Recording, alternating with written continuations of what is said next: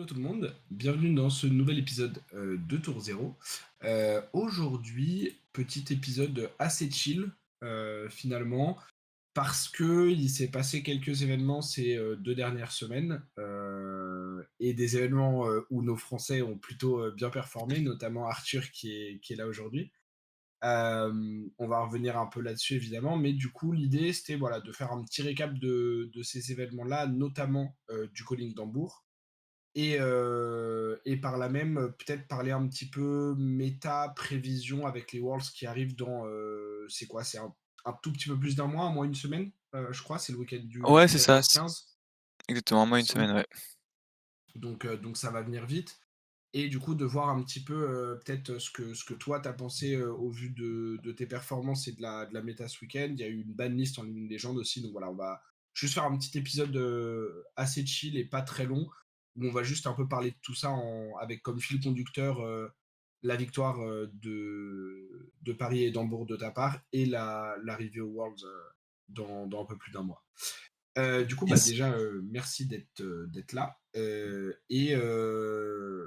Bah, est-ce que tu veux déjà nous rappeler un petit peu tes 2 exploits, enfin exploits.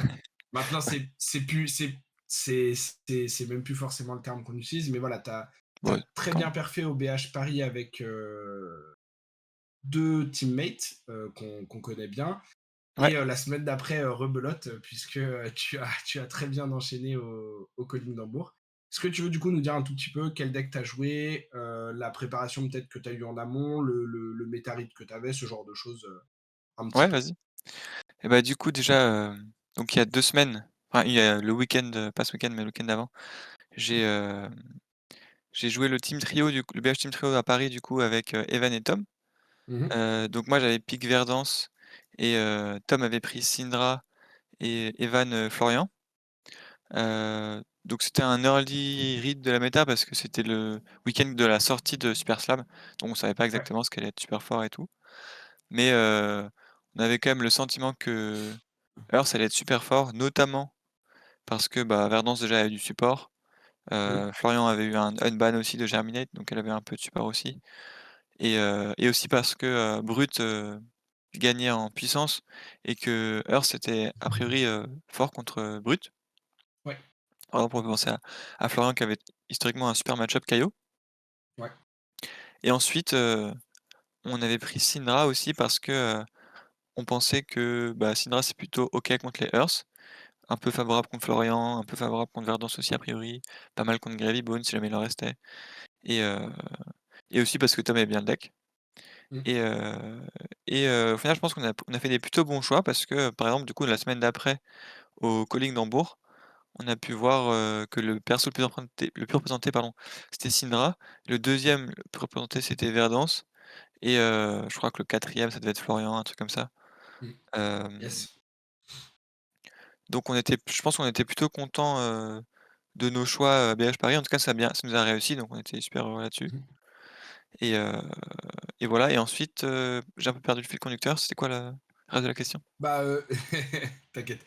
Bah, c'était, qu'est-ce qui du coup toi a fait, alors c'est facile une fois que tu gagnes l'événement et que ton deck performe bien, parce qu'en plus toi personnellement, il me semble que tu as plutôt bien perfé sur le week-end, même si évidemment c'était, enfin, tout le monde a gagné ses games et l'équipe a gagné, mais il me semble que Mmh. toi tu as eu un bon record aussi individuellement. Ce serait facile, tu vois, de prendre un deck troll, de faire 0-10, tout le week-end, tes teammates font font un 0 tout le week-end et du coup tu gagnes quand même. Mais donc c'est un peu facile a posteriori de dire oui, c'est normal vu que le deck a bien performé que tu aies voulu te maintenir avec. Mais est-ce qu'il y a eu d'autres choses sur ce qui s'est passé ce week-end-là ou les events qu'on a eu? Parce que je crois que le même week-end, il y avait un calling à Shizuoka, si je dis pas de bêtises. Ouais, Et du coup, on a eu un peu de data au-delà même du BH Paris. On a eu un autre tournoi qui nous a donné un peu de data. Et donc, qu'est-ce qui. Enfin, toi, passé ce week-end-là, tu étais sûr de continuer avec Verdance sur Hambourg parce que le deck avait bien performé et que tu avais, comme tu dis, fait a priori le bon méta read par rapport au match-up et au deck représenté? j'avoue non, j'étais pas sûr et certain. Il y a Evan, qui, voulait absolument jouer Gravy Bones, qui m'a un peu Mmh. mis le doute et OK. surtout que, bah, du coup, au Calling Shizuoka, c'est, Gravy Bones qui est alors elle a pas Gravy Bones a pas gagné, mais Gravy Bones elle est en finale, Ouais, contre, Syndra et c'était une game super serrée, c'est vrai, il aurait presque enfin il aurait pu gagner quoi, concrètement la game était pas, perdue dans le sens où, Gravy Bones aurait un match-up horrible contre Syndra, c'était pas ça le la conclusion du week-end en fait et du coup j'hésitais un peu à prendre Gravy Bones aussi, mais OK. je savais pas trop quoi faire et au final j'ai demandé à Bartosz, ce qu'il lui comptait jouer et cetera. Il me disait: «Non mec, go jouer Verdansk machin, c'est super fort et tout». J'ai Mmh. fait: «Vas-y, je j'ai pas de train, assez Gravy Bones dans tous les cas, je vais continuer sur Verdansk», qui m'a bien réussi en effet le week-end d'avant et heu et voilà.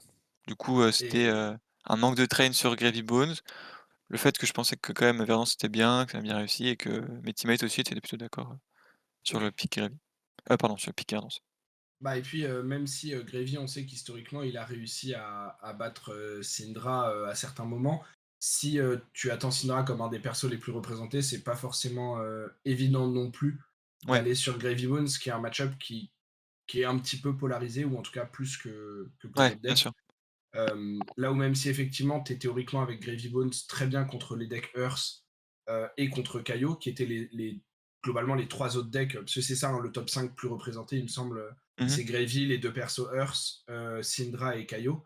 Du coup, il y a que Syndra qui te dérange vraiment avec Gravy, mais qui te dérange vraiment et où le match-up peut être très compliqué. Du coup, c'est vrai que si en plus t'as pas forcément train et que ta liste n'est pas 100% à jour, ça Ouais, peut être un peu compliqué à justifier. Verdance, du coup, qui te réussit très bien parce que bah, tu gagnes le Calling Hambourg, donc encore félicitations là-dessus. C'était un des titres merci. qui te manquait d'ailleurs, je crois, dans le Pokédex, Ouais, c'est puisque ça. maintenant tu as le BH, le Calling, le Pro Tour. Il faut que tu gagnes les Worlds, donc Ouais et j'ai les donc Nats en aussi. espérant que. Voilà. Et quoi? Les Nats aussi. Oui, les Nats que tu as gagné cette année, donc vraiment là on est en train de remplir le Pokédex à fond.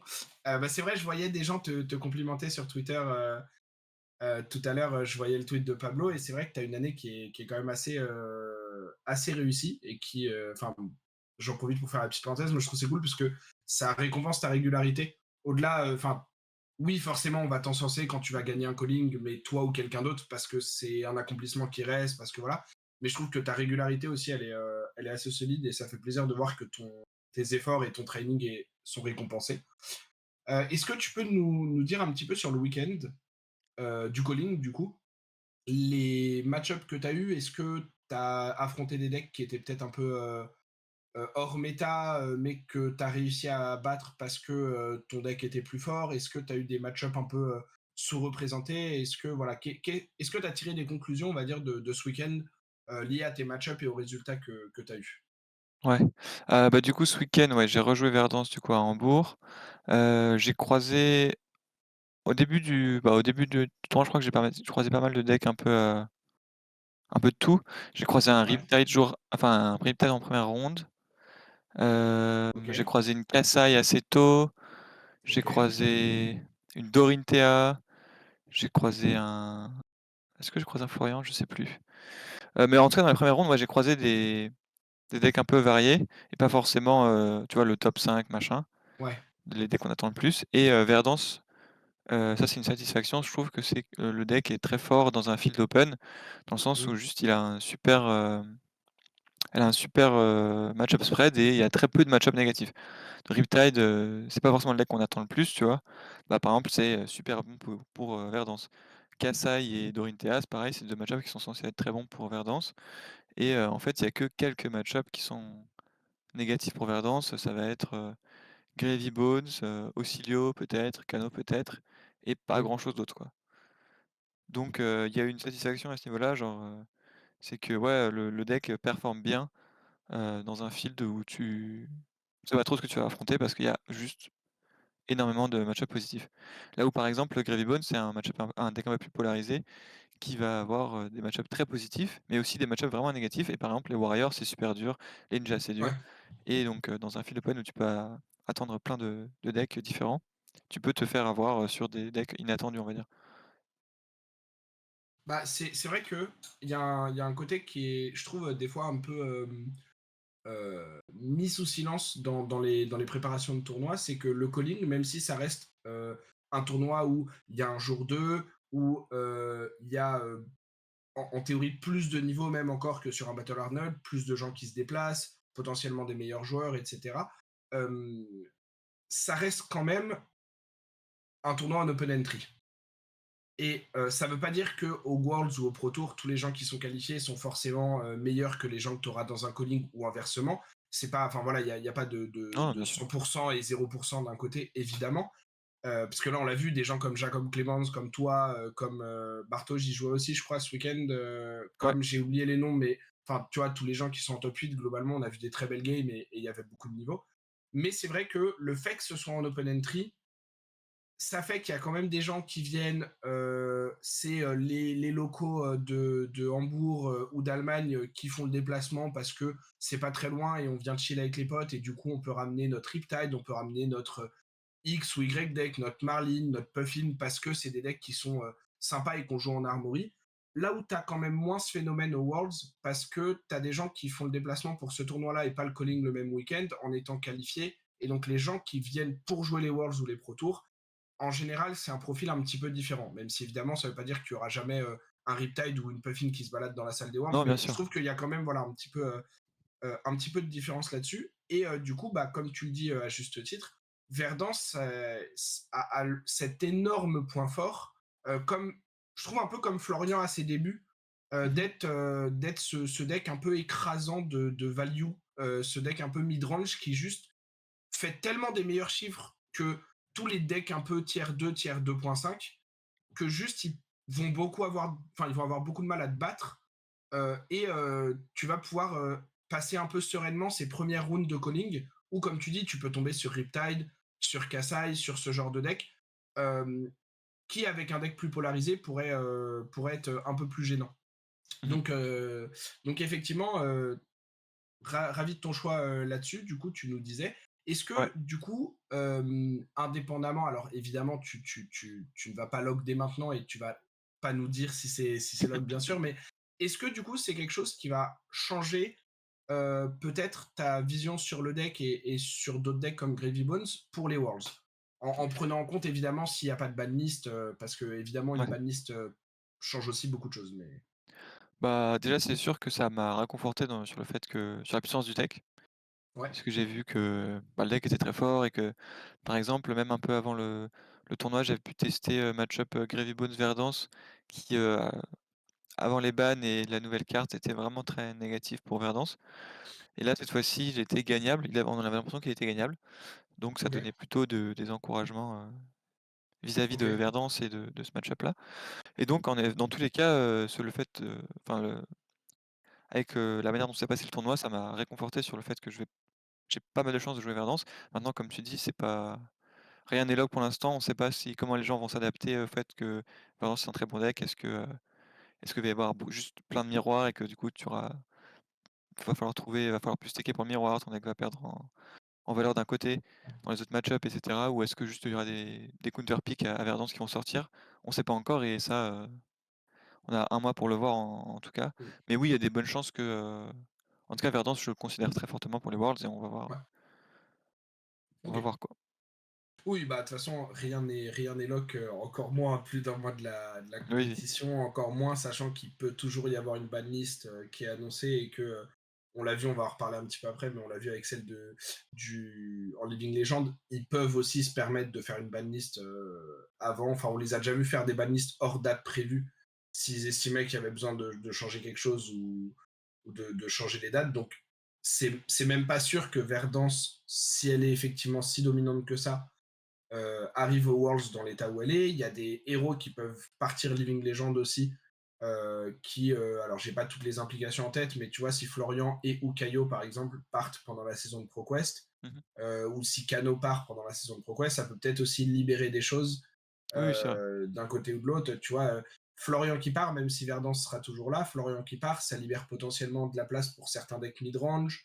Kano qui part, ça libère peut-être de la place pour des gardiens ou des choses comme ça qui, en techant contre Verdance, pourraient peut-être gagner le match-up.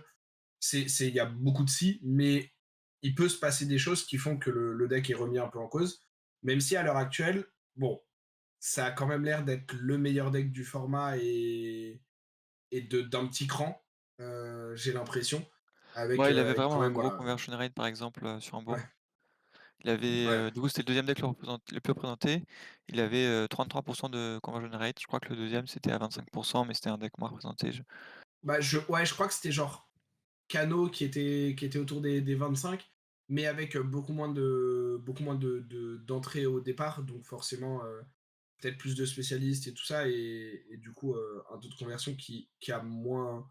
Enfin, qui vaut un peu moins, entre Tu guillemets, vois, un peu moins aussi juste parce qu'il y a moins de stats s'il y a à un moins de moment gens, ouais. donné, quoi. Ouais, voilà. C'est ça, il y a moins de data, alors que là, Verdance, on a beaucoup de data dessus, et les datas sont bonnes. Donc, Oui, c'est ça, c'est ça ça. montre quand même. Tu vois, à l'inverse de Kaio, par exemple, qui était vu un peu post-Super Slam au spoil des cartes comme allant être le deck tier S qui va rouler sur tout le monde jusqu'à partir LL au ProQuest. Et en fait, on s'est rendu compte au calling Shizuoka que le deck a eu un taux de conversion abyssal, et que bah, il se fait bien check par d'autres choses. Et donc, Ouais, ça aussi, enfin voilà, c'est des stats aussi qui montrent effectivement que la domination des decks prévus est pas forcément celle qu'on attendait. Et qu'à l'inverse, Verdance ça climb bien. Est-ce que toi, du coup, si tu peux te permettre de le dire, et si tu penses qu'il y en a, il y a des decks ou des cartes que tu considérerais bonnes contre Verdance. Tu as cité Gravy Bones. Ça, ouais, effectivement, même si le match-up a l'air plus jouable, c'est historiquement un deck qui est plutôt bon contre Verdance. Enfin, qui était extrêmement bon et qui peut-être maintenant l'est un peu oui, moins, mais qui reste toujours favorable. Moi, j'ai vu passer des choses disant que Syndra, c'était plutôt 50-50, mais que ça dépendait du nombre de tech que Verdance mettait. Mais ça peut peut-être être un truc à explorer aussi, puisque tu disais, les Verdance vont peut-être devoir mettre des slots de sideboard pour battre le miroir. Donc peut-être que ouais, ça va libérer un peu de la place pour d'autres decks comme c'est Syndra. possible, ouais. Auxilio, Kano, que tu as cité aussi. Est-ce qu'il y en a d'autres, pas forcément des bons decks que tu vois tier 1.5, mais tu vois, des trucs que les gens pourraient explorer et auxquels il faudrait peut-être se préparer un petit peu. Bah, tu parles aussi du coup de cartes tech peut-être contre Verdance. Dans le tournoi là, il y avait par exemple, il y avait des Victor ou des gens qui j'avais aussi Dorinthea Fatigue, donc des Victor Fatigue, des Dorinthea Fatigue et cetera, qui jouaient, Mmh. 1 ou plusieurs Poison the Well pour empêcher la combo, potion, OK. ou en tout cas la réduire. Et par exemple, Brody a perdu une game contre un Victor Fatigue, alors que normalement, tu vois, on pensait que c'était c'était pas un Victor Fatigue d'ailleurs, c'est un Victor, classique, et juste il a décidé de fatiguer Verdance parce que c'est son meilleur plan de jeu, mais voilà. Ouais. Et du coup, Brody a perdu une game contre ce Victor, en se prenant un Poison the Well sur le tour combo, alors qu'il était low en HP, et ce qui a forcé Brody à craquer ses rampantes, en réaction avant d'avoir gagné des points de vie, et cetera. Mais OK. du coup, Poison the Well, ça peut être une carte, qui peut, diminuer fortement les combos de Verdance. OK. Heu, il y a quoi d'autre? Heu, il y a Deny Redemption aussi, par exemple, dans Florian. J'ai vu aussi, il y Ouais. avait un Florian qui jouait un semi-stack, en tout cas au moins contre, Verdance, et je sais plus exactement ce qu'il jouait, je crois qu'il avait Dread Size en arme. Mmh. Il faisait beaucoup de rune-chant, en fait, il envoyait des Nine's Blade et cetera. Il essayait d'empêcher le combo de Verdance en faisant Deny Redemption au bon moment, tu vois? Du style, en fait, il attendait que Verdance claque une potion, il la laissait Ouais. passer, et au moment où la Verdance claque la deuxième potion, en réponse, il fait Deny Redemption qui dit que pendant tout le tour, il y aura pas Valence ne pourra pas gagner de points de vie, Ouais. et du coup après ça annule un peu Mmh. les remparts de gros, c'est les autres potions qui Ouais. viennent. Et puis, tu as Heu, fait perdre des maths parce que le but, c'est pas juste d'annuler le combo pendant un tour, j'imagine, comme avec Poison the Well, c'est vraiment d'empêcher le combo plus tard aussi.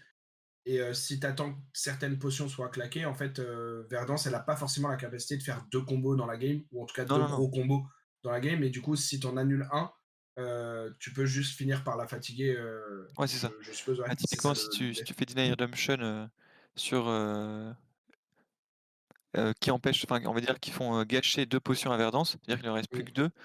Le combo d'après, il va être très petit déjà, enfin il va être beaucoup plus petit, et mmh, potentiellement si tu as un autre Deny Redemption, c'est juste fini quoi. Enfin tu peux ouais, plus combo du tout. Hem Donc OK, oui, après je pense que tu peux survivre, dépendamment de ce que tu as mis dans ton deck à côté, et juste fatiguer Verdance potentiellement. OK. Et ça peut être effectivement une piste qui est à explorer.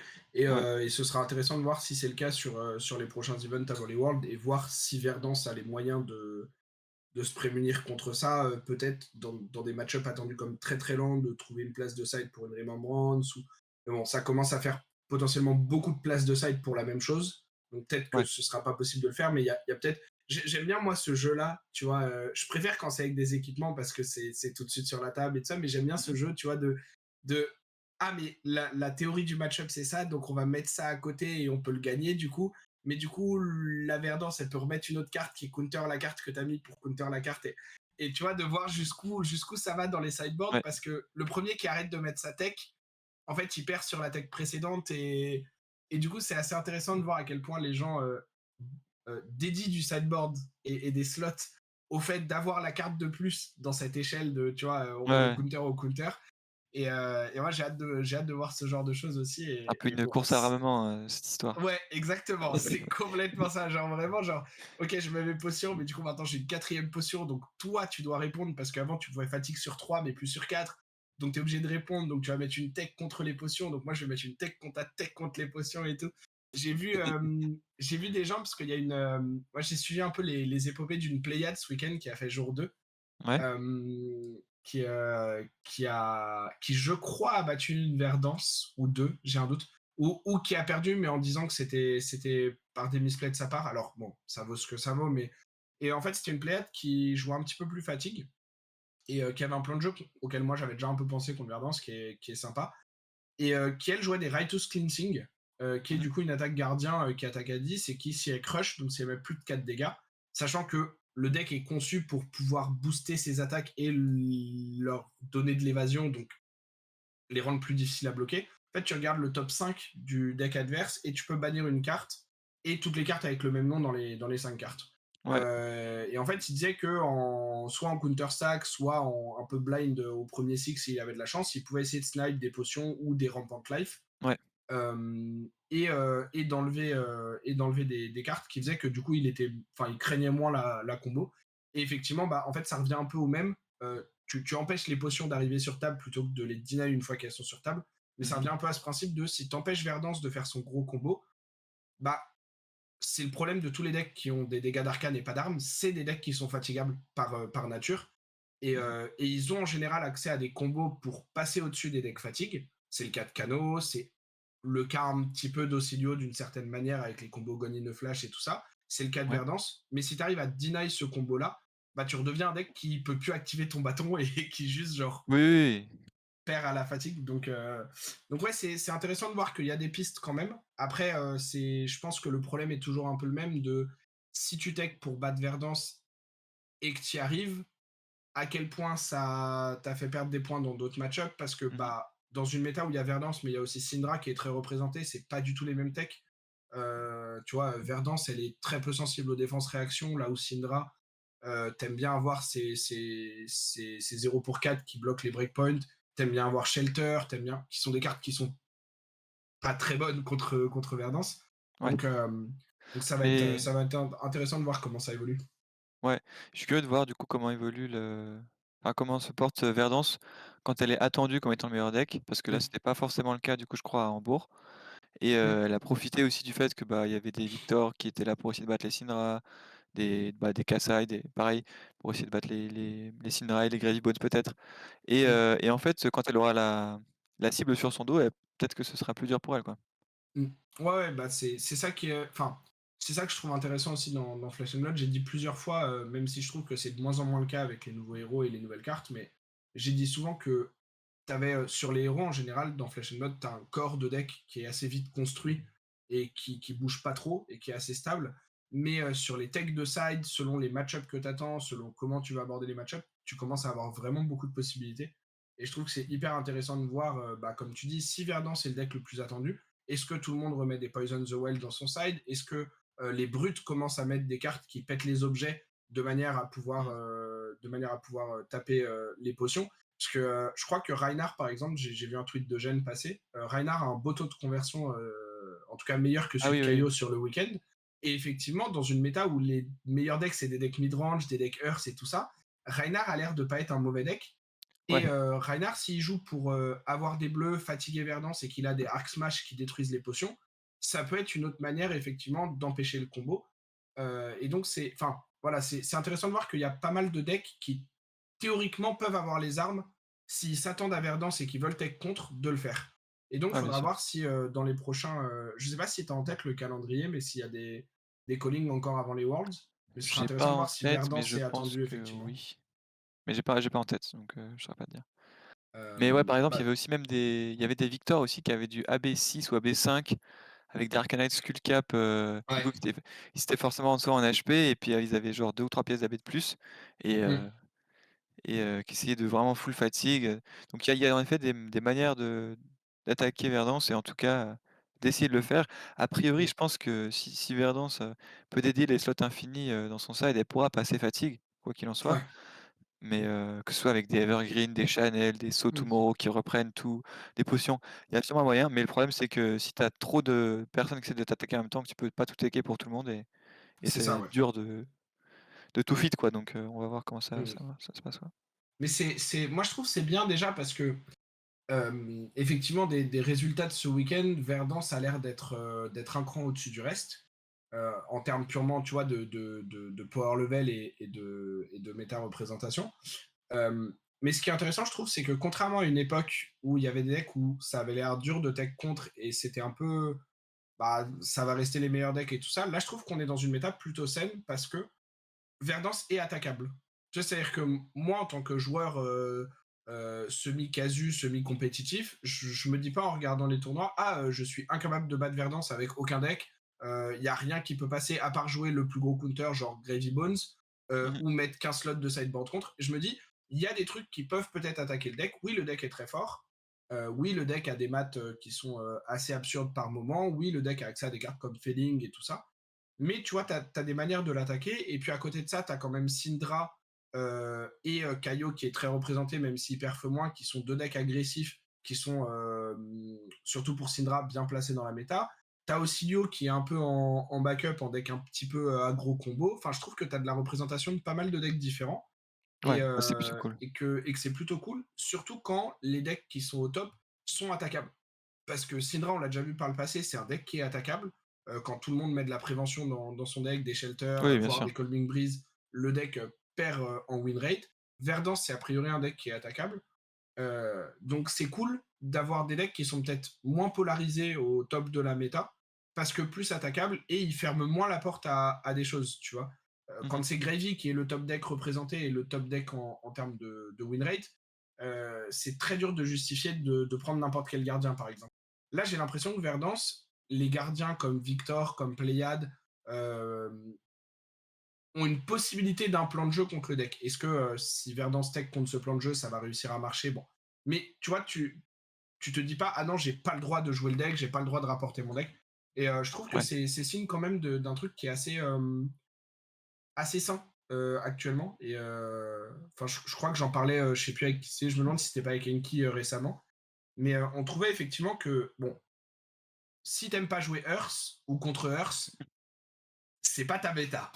Mais, tu Oui. vois, d'un point de vue purement compétitif, où de toute façon, il faut qu'il y ait des decks meilleurs que d'autres, je trouve qu'on est dans un spot qui est plutôt pas mauvais par rapport à d'autres époques récentes où il y avait des trucs peut-être un peu plus désagréables ou un peu plus absurdes.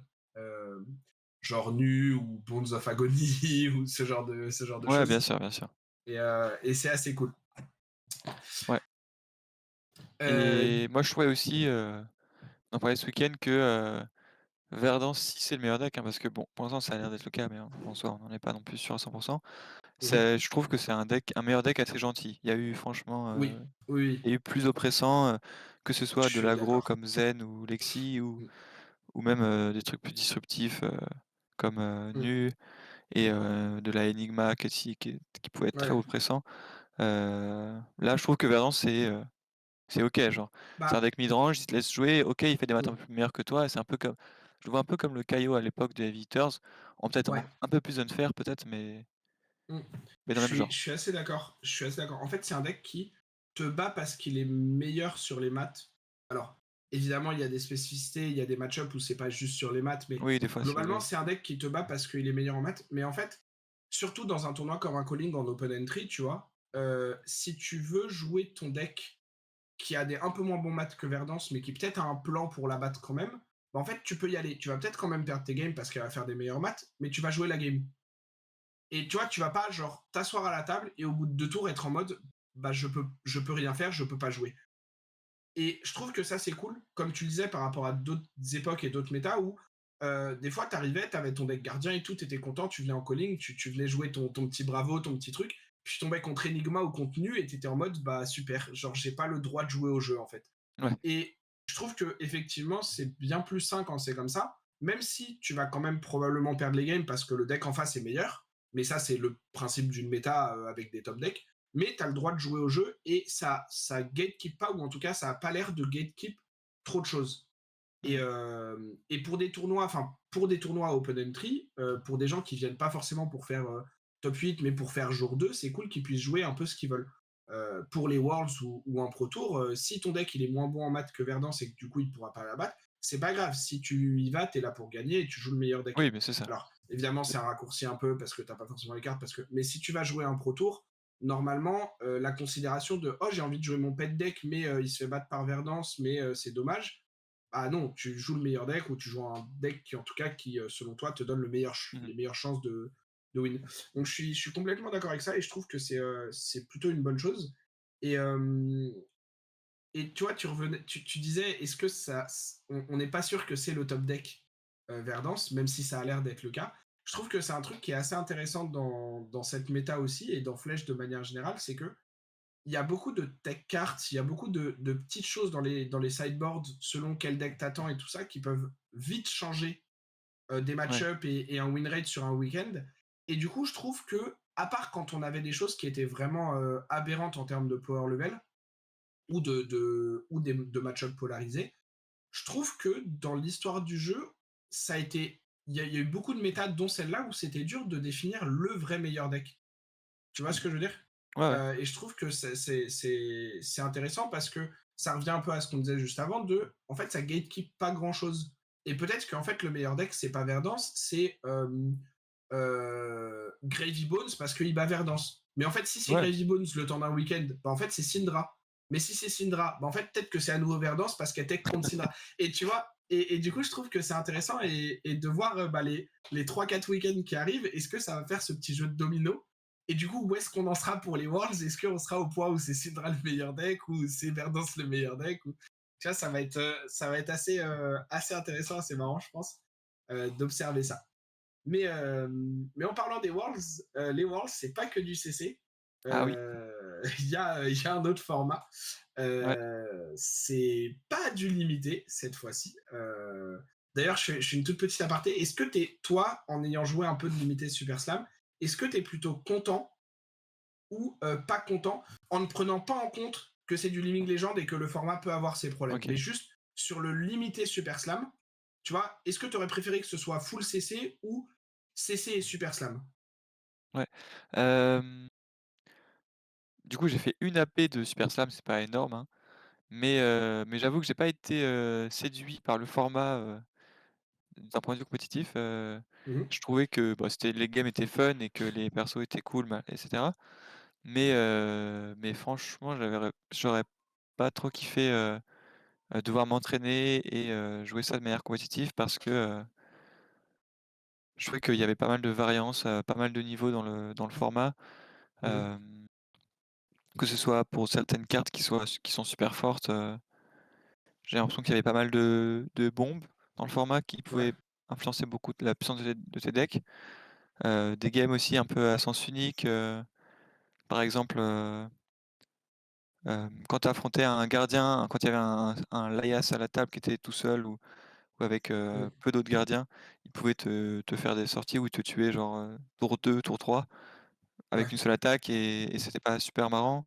Et d'un autre côté, tu avais les miroirs de Tough Nut, qui, où c'est 25 minutes de mecs qui s'envoient une carte à la suite, et c'est en fait, c'est un match-up de pitch stack hyper, à la fois hyper complexe et c'est pas du tout, ce que je connais de base, en fait, dans Flesh and Blood et Mhm. ça m'intéressait un peu moins de jouer à ça, on va dire. Ouais, moi, c'est un peu le ressenti que j'ai eu et que j'ai entendu des gens dire, que ce soit à la boutique lors des AP ou tu vois, en discutant un peu avec Rodis et tout. j'ai l'impression que le format a été très apprécié pour jouer des avant-premières, parce que c'est fun, parce que c'est swingy, parce que le nouveau joueur ou la nouvelle joueuse peut gagner ses games, en faisant un truc un peu funky, un peu splashy. Mais qu'il y avait pas beaucoup de gens qui étaient déçus qu'on le drafte pas sur la saison compétitive, tu vois. Que ce soit sur des ProQuest ou des trucs, j'ai l'impression que les gens étaient plutôt contents que ça reste un format un peu fun de sceller pour les AP. Et, bon, je t'ai posé la question en excluant le Living Legend. Maintenant, je te repose la question. Entre du limité Super Slam et du Living Legend, est-ce que ta réponse change ou est-ce que tu préfères quand même avoir du Living Legend au Worlds? Franchement, je sais pas parce que j'ai pas assez testé le Living Legend pour, te dire ça. Ok. Il y a Evan n'est pas là, aujourd'hui, mais lui, il a pu Il a des tester le choses à Living Legend, dire. il a des choses à dire. Il y en a gros sur la patate. Hem, il a testé le Living Legend, du coup, ce week-end, à Ouais. Hambourg et Il a d'ailleurs, fait top 8. GG à lui parce qu'il a fait top Et 8, ouais, en effet. gros big up à lui, Gros effectivement. big up, ouais. Top 8 sur le BH en Living Legend. Et C'est qu'est-ce ça qui lui est arrivé en top 8? et je crois que top 8, de ce que j'ai entendu, il se serait pris, du coup, il se serait retrouvé contre un Viserai qui a gagné le toss, Ouais. qui a choisi de commencer et qui lui a fait 15 runes chant tour 0 et après il s'est juste fait ouvert, Ouais. il s'est pris il y a je sais pas si tu vois, il y a En une fait, carte il a. notamment de Viserai qui dit, Ouais. une bleue qui dit, «Tu fais X runes chant en payant» enfin le coup c'est XX, tu fais une X runes chant et si X est 6 ou plus, tu fais discard 3 cartes à ton adversaire. Ouais. Enfin, il y a des cartes un peu débiles comme ça avec Skeletta, C'est c'est tout à fait cette carte-là, c'est Sonata Fantasmia. Et Evan, quand il a fait son report de tournoi, il nous a mis dans le Discord. Bah, j'ai fait les maths, j'ai dit, bon, il a beaucoup de runechant, mais je meurs pas sur Sonata Galaxia. Puis j'ai découvert qu'une nouvelle Sonata existait, qui est effectivement une carte qui fait discard 3 et à qui tu peux donner Go Again. Alors, je sais plus comment elle a eu Go Again, mais en gros, enfin, il a fait deux, parce que la carte n'a pas Go Again de base, mais en gros, il a fait ouais, 2 points d'action, il lui a donné Go Again avec un truc, et puis en fait, le problème, c'est que l'interaction de ces cartes qui coûtent X, quand ton deck est capable de générer beaucoup de runechant d'un coup, genre 12 ou 15 en un, voire 2 tours si tu reroll un peu moins, et que tu as une carte qui s'appelle Skeletta, qui dit tu l'as détruit, c'est un torse qui bloque depuis 1, c'est Thumper, donc tu peux bloquer depuis le détruire, faut se rendre compte, hein. Tu le détruis, et ta prochaine attaque et ta prochaine non-attack action sont réduites de X, X étant le nombre de runechant que tu as. Et comment ça fonctionne les coups à Flesh and Blood? Bah, si tu as 30 runechant, tu peux annoncer que ta Sonata Fantasmia, là, X égale 15. Du coup, elle coûte 30, mais en fait, elle coûte 0. Donc, tu refais 15 runechant, donc tu es à 45. Tu as fait défausser 3 cartes à ton adversaire. Puis après, il suffit de faire n'importe quelle attaque. Le mec en face, il a une bleue en main, super, et puis tu lui mets 45 runechant. Bon, voilà. Bien joué, c'était du bon gameplay. Et donc, Evan est sorti de ça en disant bah, le LL, ça pue la merde, ce que je comprends un petit peu. Parce que bah, c'est un format qui est très swingy avec des high rolls qui font que tu perds tes deux sans avoir eu le temps de jouer la game ou tu vois, de faire des erreurs ou d'outplay ton adversaire, ce qui est, je trouve, un peu frustrant pour le jeu parce que en CC, c'est justement une des promesses du jeu que la plupart de tes games, tu vas pouvoir avoir le temps d'être meilleur que ton adversaire et de la gagner comme ça. ouais. Mais du coup, est-ce que selon toi, même si moi j'ai une réponse, mais est-ce que selon toi, les bans qui sont survenus du coup hier au moment où on enregistre, donc ce lundi, pour le Living Legend et pour essayer de peut-être fixer le format en prévision des Worlds, en laissant, comme ils le disent très bien, plus de temps aux joueurs et aux joueuses de se préparer avec l'annonce de ces bans plutôt que de les faire une semaine avant. Donc ça, je trouve que c'est très bien Ouais, parce super cool qu'il ça, y ouais. a, y a plus de temps pour se préparer. Maintenant, est-ce que c'est suffisant pour fixer ce genre de dinguerie de Visceral et OTK? Alors ça suffit pas pour fixer tous les problèmes, ça c'est sûr. Maintenant ça en règle quelques-uns, c'est par exemple, Evan il a joué, Chain Runegate Ouais. à, à Hambourg et le deck était super fort et je crois que sa conclusion c'était que, même si, bah, il s'est pris une dinguerie par un Viserai, a priori Chain Ringate était quand même hyper fort et qu'il fallait probablement s'y intéresser, voire le jouer, pour les Worlds, quoi. Mm. Et et du coup, il y a quand même, des les bans et unban du coup, on fait par exemple que Warmonger a été unban. Ouais. Warmonger c'est excellent contre Chain, parce que, déjà Chain a besoin de faire une attaque, pour que ses tours fonctionnent, en général.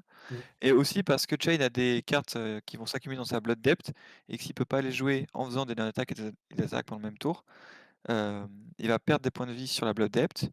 Heu, les cartes de Blood Depth ne vont pas sortir de sa Blood Depth pour le tour prochain, donc les cartes qui rentrent au tour d'après vont s'y accumuler. Il va perdre des points de vie sur un tour et donc probablement même sur 2 ou 3 tours.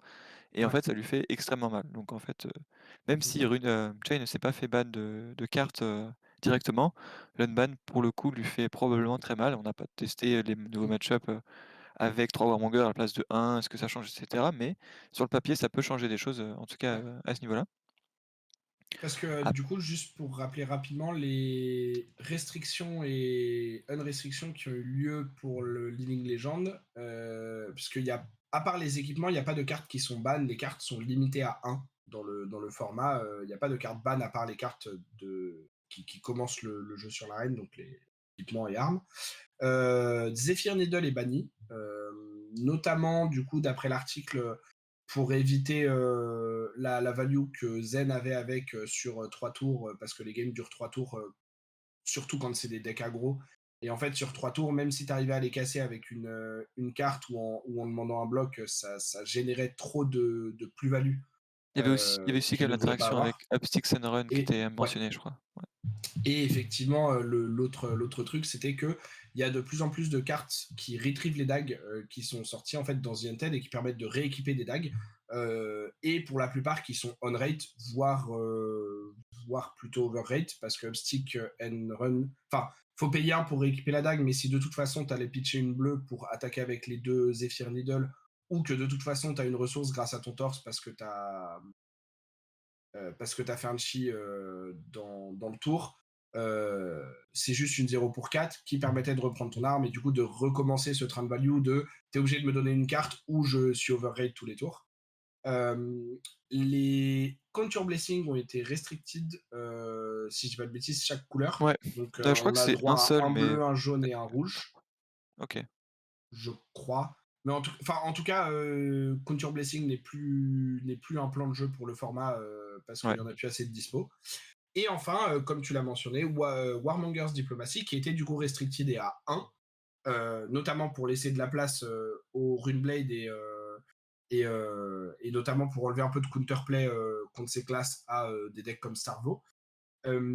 C'est repassé à 3, et donc même si c'est une carte que tu dois piocher, que tu dois voir, que tu dois machin, ça augmente beaucoup les chances de l'avoir, et donc ça devient plus un plan de jeu de prendre un deck qui, grâce à Warmonger, peut battre les Runeblade, là où avant c'était trop coin flip de dire je vais en voir un sur mes 60 Ouais. cartes.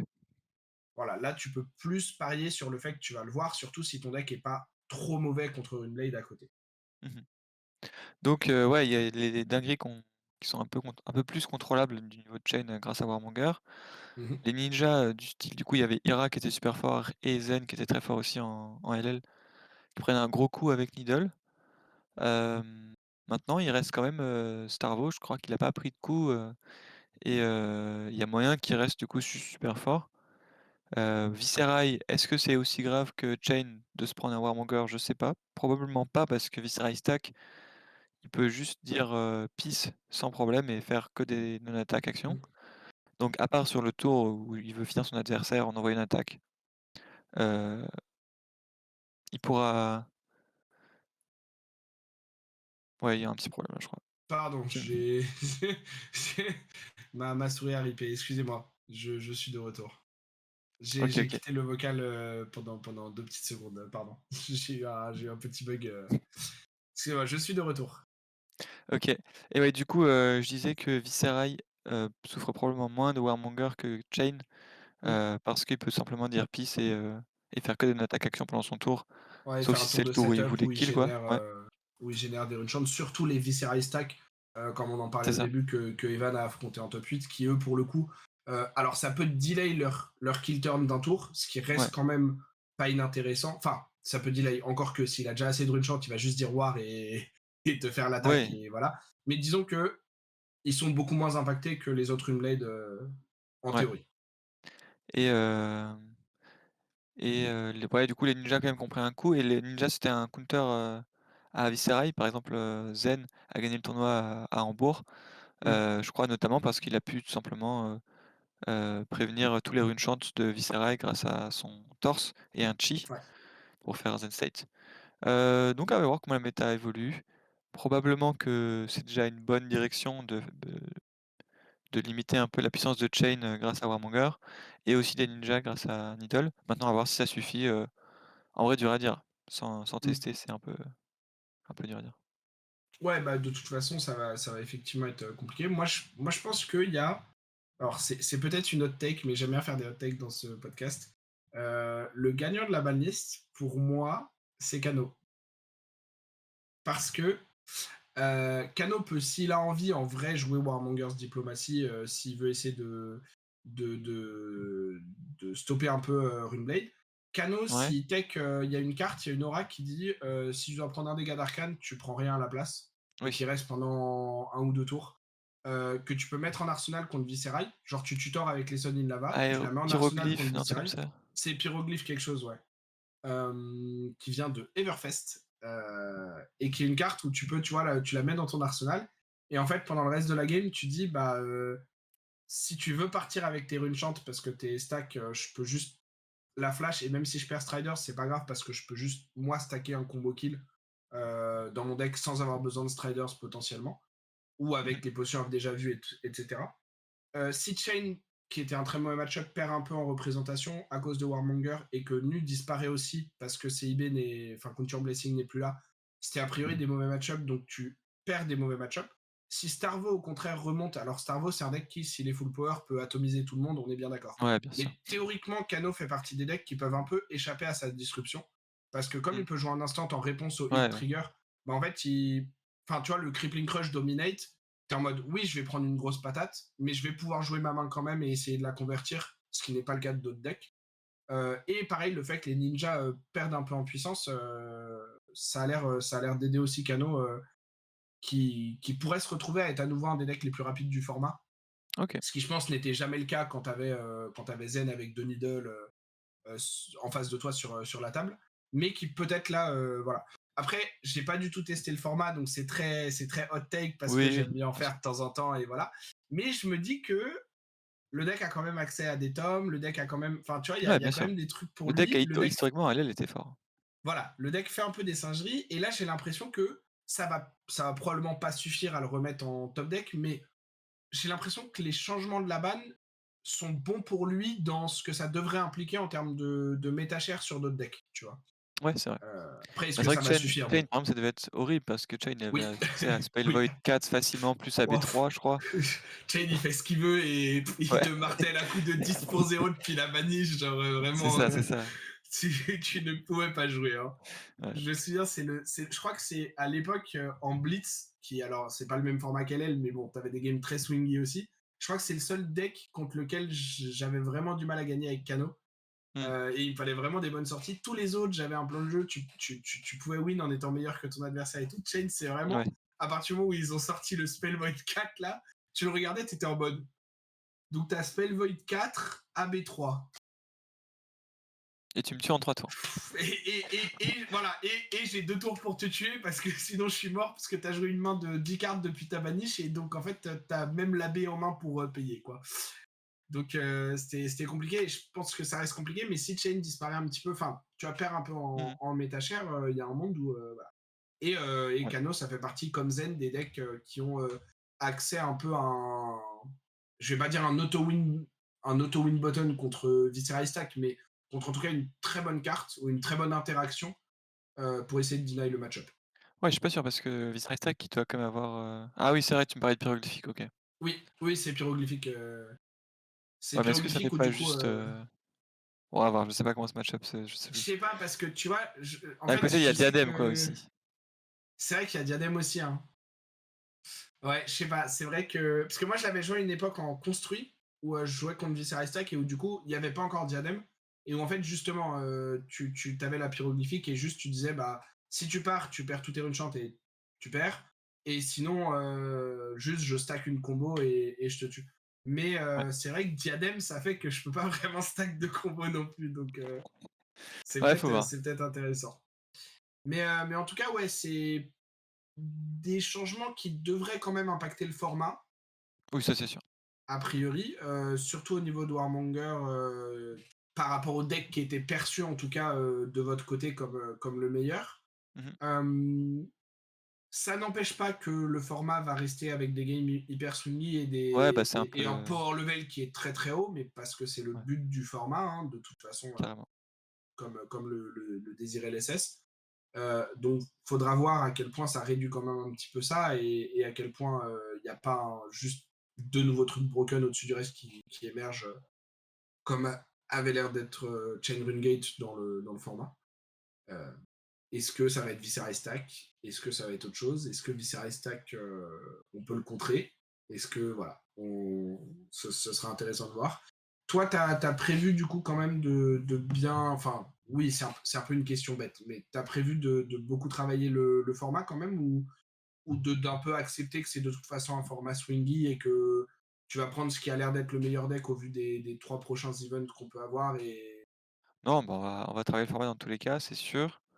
Après, quelles seront nos conclusions? Ça se trouve, nos conclusions, sera juste, bah, OK, c'est super swingy, peu importe le deck qu'on prend, on va enfin, j'en sais rien, tu vois? Mais en tout Ouais. cas, on va travailler le format, c'est sûr et puis non, je pense quand même qu'il y a des trucs à faire, à trouver et on va voir ce que ça donne, mais probablement qu'il y aura des listes, à refine et des choses, Mm. à trouver, quoi. Mais c'est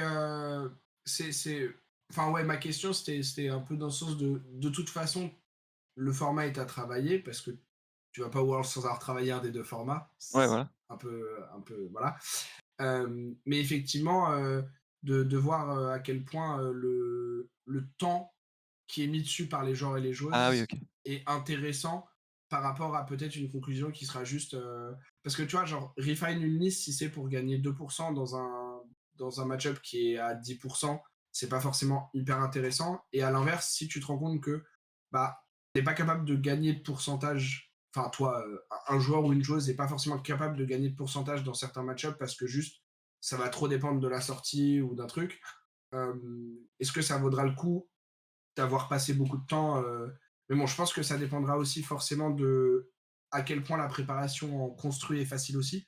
Parce que s'il n'y a pas de banlist et Ouais. que effectivement Verdance s'impose comme le meilleur deck malgré les contres sur les 2-3 prochains events et qu'on voit que même quand elle est attendue, en fait, elle continue à performer aussi bien, peut-être que la préparation en construit prendra moins de temps et sera plus simple à effectuer aussi et que du coup, ce sera plus simple d'allouer du temps sur le Living Legend pour essayer de ce côté-là de trouver un truc qui fasse, enfin, qui t'aide à prendre un edge. Ouais. Alors qu'à Mais je l'inverse, si le CC prend plus de temps, peut-être que. je pense a priori dans tous les cas que la préparation, donnera de la edge. Après, faut voir en effet, il y a moyen qu'on préfère, focus sur le CC, mais j'ai du mal à imaginer que enfin la préparation soit inutile sur le LL, donc on mettra le Hmm, temps dedans, quoi, c'est sûr. ça marche.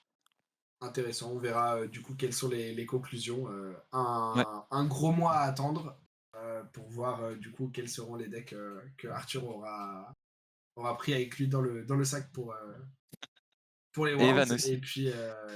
et Evan et du coup si vous traînez avec tous les gens de The Armory, enfin voilà de voir au-delà Ouais. de vous, on parle de vous parce qu'on est en France et parce que vous êtes membre de la chaîne, mais évidemment que tu vois des joueurs comme Enki, des joueurs comme Pablo, des joueurs comme Yuki, ce sera hyper intéressant de voir les, Ah les bah, bien sûr. conclusions que on fait si elles sont différentes aussi.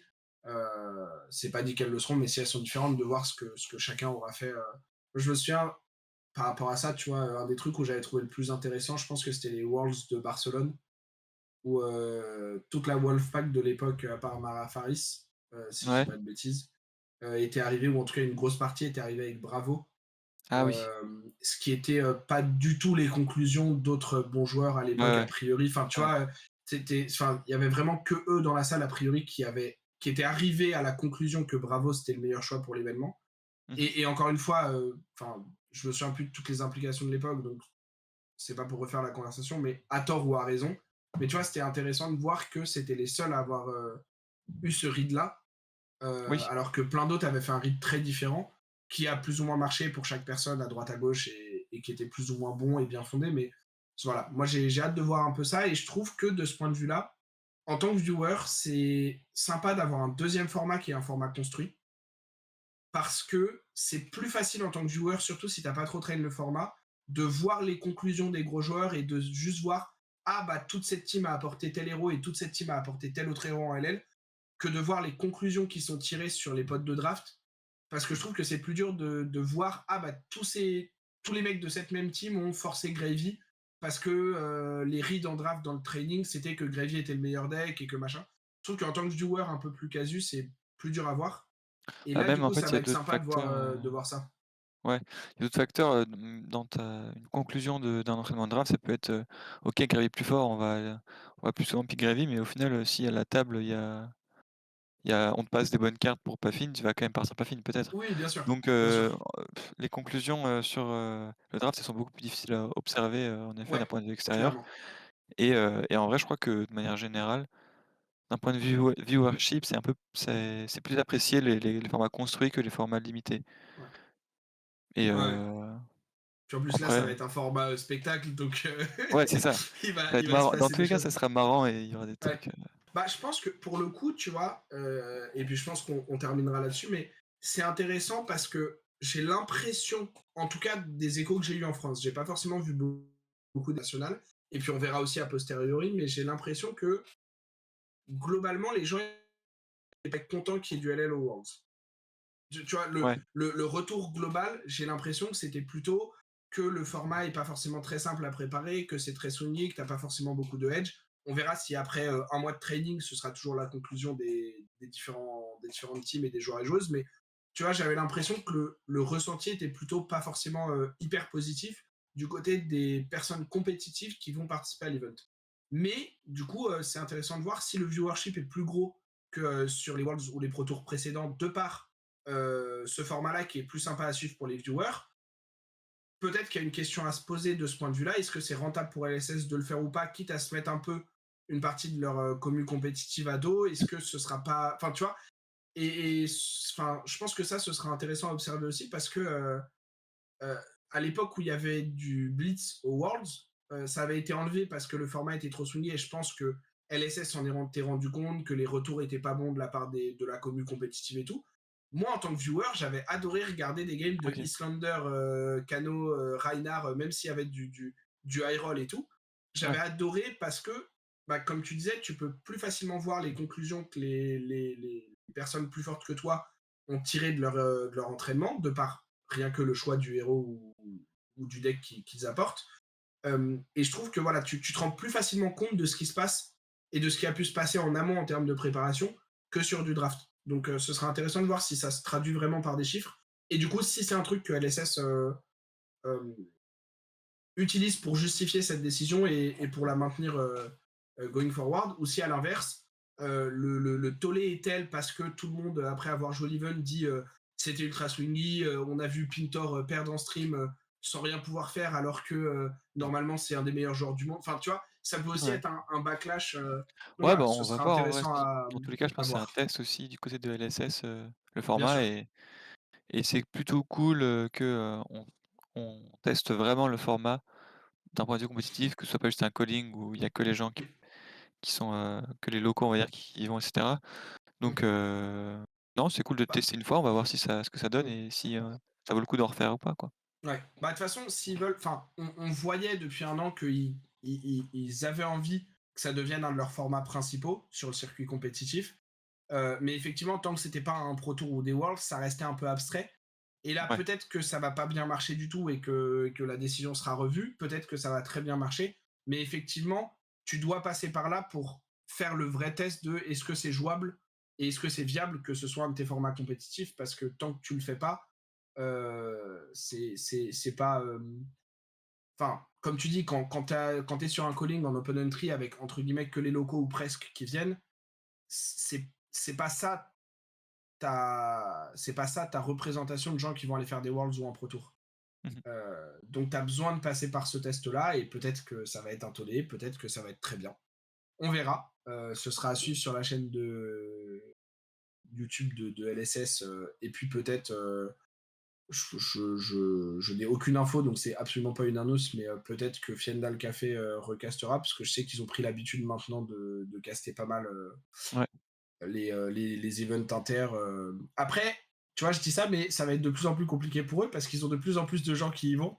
Donc, comme ils ont, tu vois, la chaîne se développe comme une chaîne avec plein d'extrêmement bons joueurs. Donc, comme ils Ouais, jouent les compétitions maintenant, ils ne pourront plus les caster. Mais voilà, donc peut-être qu'il y aura un recast en France. Et puis sinon, de toute façon, ce sera sur la chaîne de LSS dans un mois. Et on pourra suivre tout ça et suivre nos Français, évidemment, en espérant reproduire l'exploit du Pro Tour Singapour, mais sans avoir quelqu'un qui bat les qui trois bat en tous les top cette Français, fois-ci. ouais. Voilà, d'en avoir au moins un qui gagne en finale. Et bah sur ce, des bisous tout le monde. Merci d'avoir suivi cet épisode. Merci à toi Ouais, Arthur d'avoir été là. Euh, ouais, voilà. À la semaine prochaine. Bonne chance tout le monde pour la saison de ProQuest. Là, les Crash me rappelle dans l'oreille. Après, ça fera déjà 2 semaines, puisqu'il y en a eu cette semaine-là. Et du coup, au moment où sort cet épisode, on sera en plein week-end de la deuxième semaine. Mais effectivement, bonne chance pour tous ceux d'après. Et puis voilà. ouais, à plus. À plus tout le monde.